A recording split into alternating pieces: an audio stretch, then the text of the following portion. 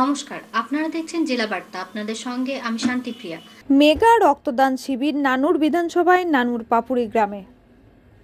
গ্রীষ্মকালীন রক্ত সংকট মেটাতে উদ্যোগ নিল শহীদ সাজু ওয়েলফেয়ার সোসাইটি। বীরভূম জেলার 3টি সরকারি ব্লাড ব্যাংক সহ অন্যান্য জেলার ব্লাড ব্যাংকগুলিতে রক্ত সংগ্রহ করতে এগিয়ে এসেছেন। আজ সকাল থেকে নানুর বিধানসভার বিভিন্ন অঞ্চলের মানুষেরা এই রক্তদান শিবিরে অংশগ্রহণ করেছেন। মেগা রক্তদান শিবির অনুষ্ঠিত হচ্ছে বীরভূমের নানুর ব্লকের পাপুরি গ্রামে। এই রক্তদান শিবিরকে ঘিরে মানুষের উন্মাদনা তুঙ্গে। মেগা রক্তদান শিবির অনুষ্ঠিত সভাধিপতি কাজল শেখ মেগা রক্তদান শিবির অনুষ্ঠানে সভাধিপতি কাজল শেখ নিজে তদারকি করছেন। এই রক্তদান শিবিরে প্রায় 5000 জন রক্তদাতা রক্তদান করবেন বলে জানালো জেলা সভাপতি কাজল শেখ। এই অনুষ্ঠানে উপস্থিত ছিলেন নানুরের বিধায়ক বিধানচন্দ্র মাঝি সহ নানুর বিধানসভার বিভিন্ন অঞ্চলের মানুষজন।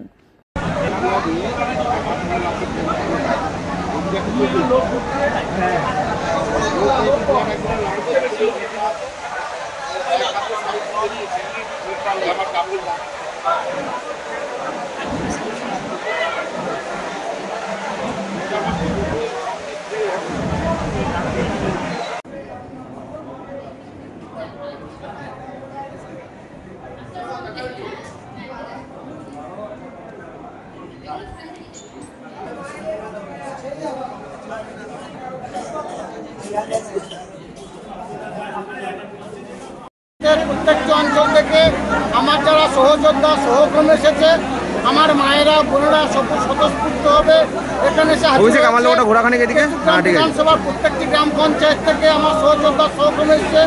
বীরভূম জেলার বিভিন্ন প্রান্ত থেকে আমার ভাইরা মায়েরা বোনেরা তারা এই মেগা ব্লাড ডোনেশন ক্যাম্পে এসে হাজির হয়েছে। আমাদের বিশ্বাস যে সারা বাংলার বিপদে যে ব্লাড ডোনেশন ক্যাম্পগুলো হয়েছে সর্বোচ্চ রেকর্ড এখানে করবো আমরা। সেই পথেই এগোচ্ছে বর্তমানে ব্লাড ডোনেশন ক্যাম্প। এই ক্যাম্প বীরভূম জেলার 3টে সরকারি ব্লাড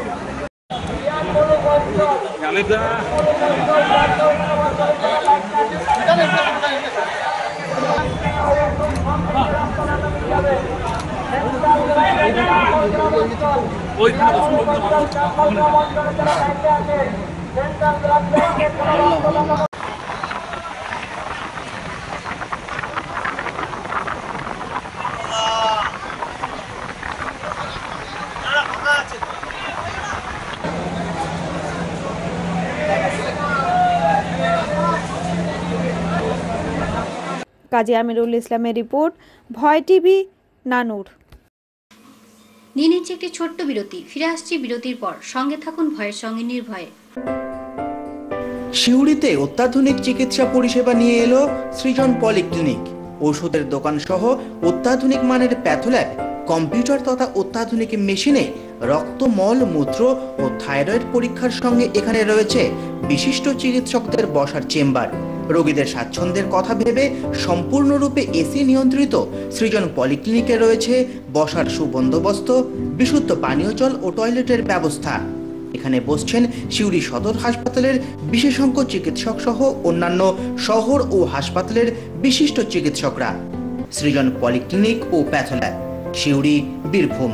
সিউড়ি সদর হাসপাতালের পাশে ফাঁড়ি ঘরের উল্টো দিকে। Mobile number 8373071019, 9474437713, 9434326822। ফিরে এলাম বিরতির পর। কোর কমিটি বৈঠক নিয়ে বীরভূম জেলার সভাধিপতি ও কোর কমিটির অন্যতম সদস্য কাজল শেখের বিস্ফোরক মন্তব্য। কথা বলবো, বিকাশ রায়ের যদি বয়স হয়ে গেছে, ভুলভাল বকছে। গত 22/3/2025 তারিখে বোলপুর দলীয় কার্যালয়ে কোর কমিটি মিটিং বসেছিল। সেই কোর কমিটি মিটিংয়ে সিদ্ধান্ত নেওয়া হয়েছিল যে 19/4/2025 সিউড়ি দলীয় কার্যালয়ে কোর কমিটি মিটিং বসছে। কোর কমিটির আহ্বায়ক তৈরি করেছেন স্বয়ং জননেত্রী মমতা বন্দ্যোপাধ্যায়। কোর কমিটির আমাদেরকে সদস্য বানিয়েছেন স্বয়ং জননেত্রী মমতা বন্দ্যোপাধ্যায়। কিছুদিন আগে নেতাজি ইন্ডোর স্টেডিয়ামে স্বয়ং জননেত্রী মমতা বন্দ্যোপাধ্যায় বলে দিয়েছেন বীরভূম জেলা চালাবে কোর কমিটি। কোর কমিটি ব্যতীত বীরভূম জেলার দলীয় কোনো সিদ্ধান্ত নেওয়া হবে না। স্বভাবতই বিশেষ রায়চৌধুরী কোর কমিটি আহ্বায়ক নিজের দায়িত্ব পালনে ব্যর্থ হয়ে উল্টোপাল্টা বকছেন বলে আমি মনে করি। আহ্বায়ক কথাটার মানে উনি জানেন বলে আমার মনে হয় না। ওনাকে প্রথমে রাজ্য নেতৃত্ব যে দায়িত্ব দিয়েছে সেই দায়িত্বটা পালন করা উচিত। উনি তার ঘাড়ে ফেলে দিলে হবে না। মমতা বন্দ্যোপাধ্যায় বাংলার মা, বঙ্গজননী, বাংলার হিন্দু মুসলমান, শিখ খ্রিস্টান ইসাই সমস্ত সম্প্রদায়ের মানুষকে একসাথে রেখেছেন। আমরা মমতা বন্দ্যোপাধ্যায় সৈনিক। মমতা বন্দ্যোপাধ্যায় কোর কমিটি করে 23 নির্বাচন করেছেন, 24 নির্বাচন করেছেন বীরভূম জেলায়। অভাবনীয় রেজাল্ট আমরা করেছি। তিনি নেতাজি নিশ্চয় বলে দিয়েছেন কোর কমিটি বীরভূম জেলা চালাবে। আহ্বায়ক উচিত ছিল 19 তারিখে কোর কমিটি মিটিংটা ডাকা। তিনি ব্যর্থ হয়েছেন, সেটাকে স্বীকার করে নেওয়া উচিত। এদিকে সেদিকে না হটে তার নামে দায় না চাপিয়ে মমতা বন্দ্যোপাধ্যায় আমাদের নেত্রী, অভিষেক বন্দ্যোপাধ্যায় আমাদের নেতা, আর দ্বিতীয় কোনো নেতা নেত্রীর পারমিশন নেওয়া প্রয়োজন আছে বলে আমি মনে করি না বীরভূম জেলা কোর কমিটির সদস্য হিসাবে। তাই কোর কমিটি মিটিং ডাকা উচিত।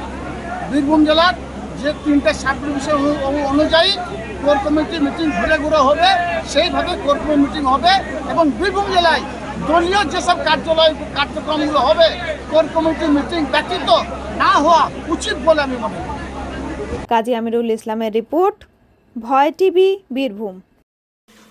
আজকে জেলা বার্তা এই পর্যন্তই। নমস্কার।